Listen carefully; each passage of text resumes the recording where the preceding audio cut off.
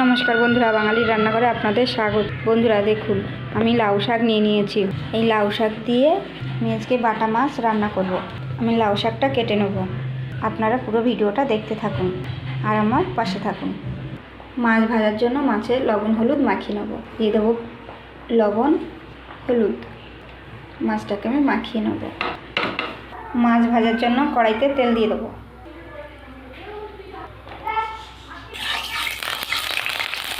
এবার মাছগুলো ভেজে নেব। মাছগুলো আমি উল্টে দেবো।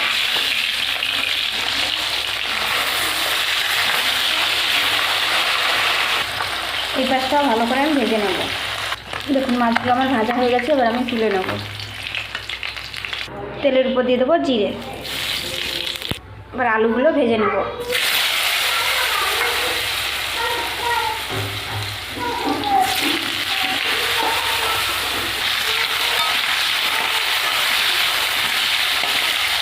আলুর ভিতরে দিয়ে দেবো একটু লবণ হলুদ। দেখুন আমি শাকগুলো কেটে ধুয়ে নিয়েছি। লঙ্কাও নিয়েছি।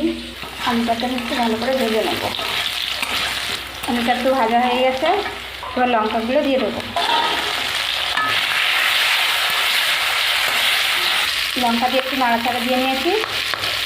এবার জল দিয়ে দেবো।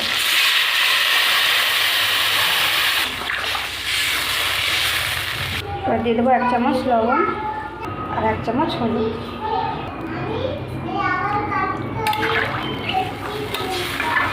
একটু ঢাকা দিয়ে রেখে দেবো। এবার আমি জিরেটা বেটে নেব। এবার ঢাকাটা খুলে নেব। ঝোলে জাল উঠে গেছে। এবার জিরে বাটাটা দিয়ে দেবো। জিরে বাটাটা দিয়ে একটু ফুটিয়ে নেব। জিরে বাটাটা দিয়ে একটু ফুটিয়ে নিয়েছি। এবার শাকগুলো দিয়ে দেবো।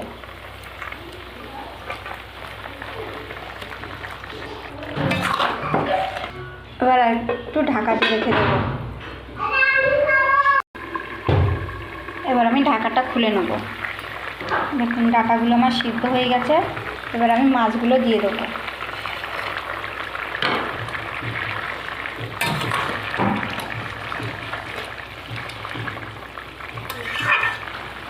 একদম অল্প মশলায় একটা সুন্দর একটা রান্না। এইসব রান্না এখন দেখাই যায় না, কিন্তু এইসব রান্না খেতে খুবই ভালো লাগে।